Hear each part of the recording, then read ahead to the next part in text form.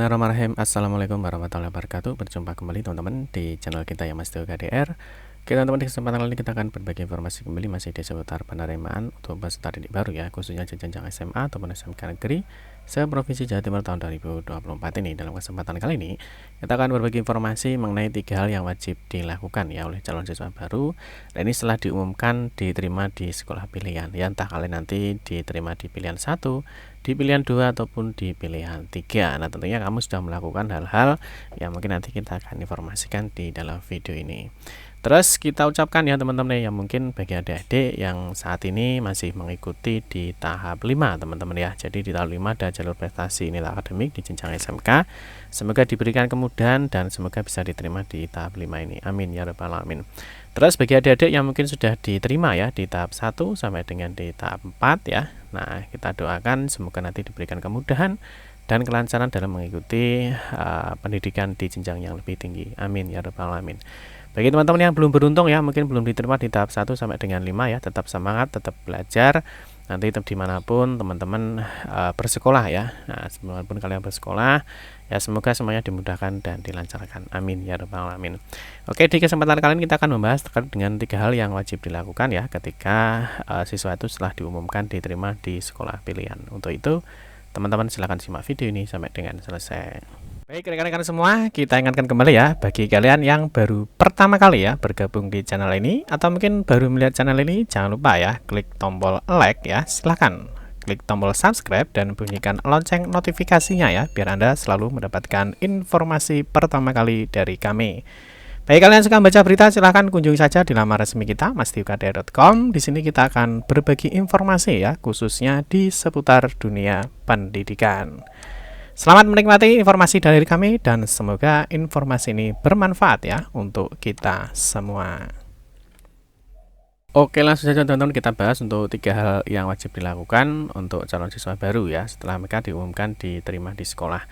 Nah, tentunya bagi adik-adik yang kemarin mungkin sudah mengikuti di tahap 1 ya, jadi di tahap jalur afirmasi, benda tugas dan juga hasil lomba, mungkin teman-teman yang sudah diterima ya di tahap 1 ini tentunya wajib sudah melakukan daftar ulang. Yang kedua, mungkin ada adik-adik yang diterima di tahap 2 ya, jalur prestasi nilai akademik di jenjang SMA ataupun di tahap 3 jalur yunasi SMK dan tahap 4 di jalur yunasi SMA. Dan terakhir nanti mungkin teman-teman yang diterima di tahap 5 ya, jalur prestasi nilai akademik, tentunya ada hal-hal yang perlu kalian lakukan. Nah, yang pertama, jadi hal apa sih yang perlu dilakukan Pak setelah siswa itu diterima ya atau diumumkan diterima? Yang pertama tentunya yang wajib kalian lakukan adalah ini ya. Yang pertama adalah wajib melakukan daftar ulang di sekolah tujuan. Ini wajib ya. Jadi kalau kalian sudah diumumkan diterima ya, kalian wajib melakukan daftar ulang. Ya, kalau kalian tidak melakukan daftar ulang, ya otomatis kalian dianggap mengundurkan diri. Ya. Terus yang kedua, teman-teman ini mencari informasi terkait kegiatan sekolah. Ya, mungkin nanti teman-teman kalau sudah dinyatakan diterima sudah fokus saja di kegiatan sekolahnya. Ya, mungkin nanti di sana ada pengisian data ya, atau mungkin di sana nanti ada kegiatan Pramos ya atau MPLS, ataupun nanti ada informasi-informasi yang lain yang diberikan oleh sekolah ya. Terus yang ketiga, nah ini yang penting ya. Nah, ini mengikuti masa pengenalan nih, sorry ya kurang N teman-teman ya. Nah, mengikuti masa pengenalan lingkungan sekolah atau MPLS. Nah, ini kalau dulu mungkin teman-teman ada MOS ya, masa orientasi siswa ya, sekarang berubah menjadi MPLS. Nah, jadi ketiga hal ini harus kalian lakukan teman-teman ya. Jadi kalau teman-teman sudah diterima di tahap 1 misalkan ya, tahap 1, tahap 2, 3 atau 4 ataupun nanti 5 ya, tentunya harus melakukan hal-hal ini. Jadi kalau sudah diterima ya fokus saja teman-teman ke informasi-informasi yang diberikan di sekolahnya. Ya.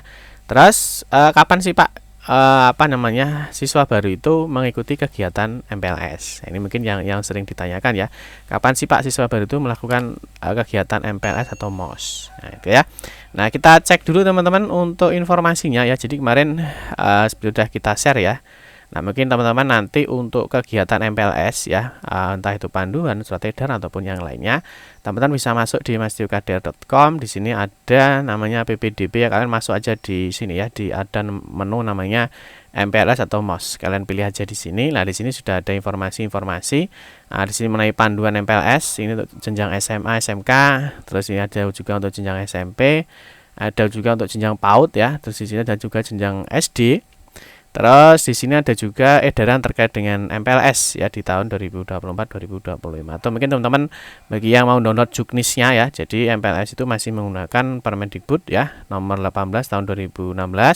Ini tentang masa pengenalan lingkungan sekolah bagi siswa baru. Nah, sekarang pertanyaan kapan Pak kegiatan MPLS itu dilakukan?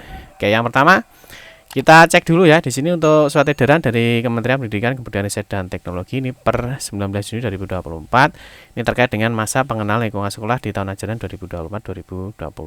Nah, di sini dijelaskan dalam waktu dekat ya, Satuan Pendidikan akan melaksanakan kegiatan masa pengenalan lingkungan sekolah atau MPLS tahun ajaran 2024-2025 yang merupakan kegiatan pertama bagi peserta didik baru di sekolah untuk pengenalan program, tata kelola ya, sarana dan prasarana sekolah, cara belajar, penanaman konsep, pengenalan diri dan pembinaan awal kultur sekolah sesuai dengan Peraturan Menteri Pendidikan dan Kebudayaan nomor 16 tahun 2016 ya tentang pengenalan lingkungan sekolah bagi siswa baru. Bahwa dalam MPLS perlu dilakukan kegiatan bersifat edukatif dan kreatif untuk mewujudkan sekolah sebagai tempat belajar yang aman, ramah anak dan nyaman bagi peserta didik. Nah, terus di sini sejelas dengan hal tersebut ya dalam rangka mengimplementasikan pencegahan kekerasan ya. Jadi dalam MPLS kan tidak boleh ya ada perpeloncoan, pelecehan, kekerasan dan lain sebagainya. Ini yang diamanatkan dalam Permendikbudristek nomor 46 tahun 2023 tentang pencegahan dan penanggulangan kekerasan di lingkungan satuan pendidikan atau PPKSP dalam satuan dan salah satu fokus dalam program gerakan sekolah sehat yaitu Sehat Jiwa. Kementerian Pendidikan, Kebudayaan Riset dan Teknologi telah menyediakan panduan sosialisasi PPKS pada saat pelaksanaan MPLS untuk mewujudkan lingkungan bersifat yang inklusif, keberbinekaan dan aman bagi semua. Ini melalui materi sederhana sehingga dapat digunakan di setiap jenjang pada tautan berikut. Nah, ini nanti teman-teman untuk panduan-panduannya bisa di-download di sini ya. Jadi masuk PPDB, MPLS atau MOS. Lah, mungkin untuk jadwalnya kapan Pak? Nah, untuk jadwalnya di sini ya. Jadi untuk jadwalnya kalau kita cek di sini teman-teman, nah di sini ya. Jadi berdasarkan keputusan Kepala Dinas Pendidikan Provinsi Jawa Timur, ya ini nomor sekian ya, tentang kalender pendidikan bagi satuan pendidikan di Provinsi Jawa Timur ya. Nah, ini mungkin nanti di daerah lain ya, misalkan di provinsi lain ya teman-teman tentunya lihat dulu ya di aturan mengenai kalender pendidikan.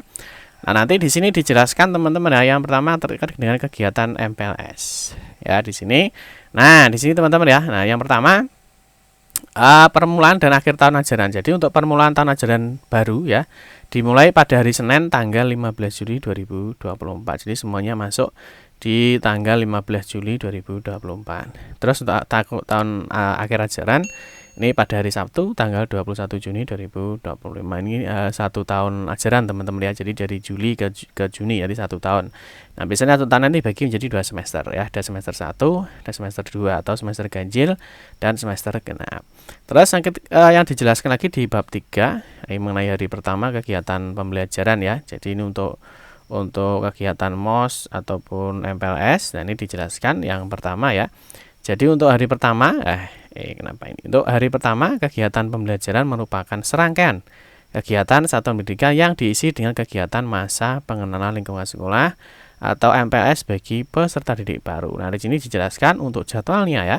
Jadi masa pengenalan lingkungan sekolah atau MPLS berlangsung selama 3 hari, yaitu di tanggal 15, 16 dan juga 17 Juli 2024. Paham ya teman-teman ya. Jadi ini untuk tanggal MPLS-nya dimulai dari tanggal 15, 16 dan 17 Juli 2024. Terus berikutnya hari pertama kegiatan pembelajaran ini bagi TKLB, SDLB diadakan kegiatan antara lain pengenalan lingkungan sekolah, sosialisasi dan cara belajar, pengumpulan data ya untuk pengumpulan data usaha, satuan pendidikan dan komite sekolah seperti angkat orang tua, angkat pendidik dan pengisian catatan kumulatif, buku laporan pribadi atau buku laporan pendidikan. Yang berikutnya di sini teman-teman untuk bagi kelas 7 ya SMPLB, kelas 10 SMA, SMLB dan SMK diisi dengan kegiatan masa pengenalan lingkungan sekolah bagi peserta didik baru yang dilaksanakan secara serentak di seluruh ya provinsi Jawa Timur. Jadi mungkin nanti bagi teman-teman ya mungkin di luar Jawa Timur ya mungkin bisa dicek teman-teman ya. Nah, tapi saya rasa semuanya sama ya. Saya rasa semuanya sama. Jadi untuk kegiatan MPLS berlangsung selama 3 hari ya, mulai 15, 16 dan 17 Juli 2024. Tuh teman-teman ya, mungkin sedikit informasi ya mengenai apa yang harus dilakukan ketika teman-teman sudah diumumkan diterima. Selamat belajar ya, semoga sukses selalu. Amin ya rabbal alamin. Demikian informasinya dapat saya sampaikan. Semoga informasi ini bermanfaat. Mohon maaf jika ada salah-salah kata dalam memberikan informasi dan penjelasan. Kita berjumpa kembali di video-video berikutnya. Saya akhiri, wassalamualaikum warahmatullahi wabarakatuh.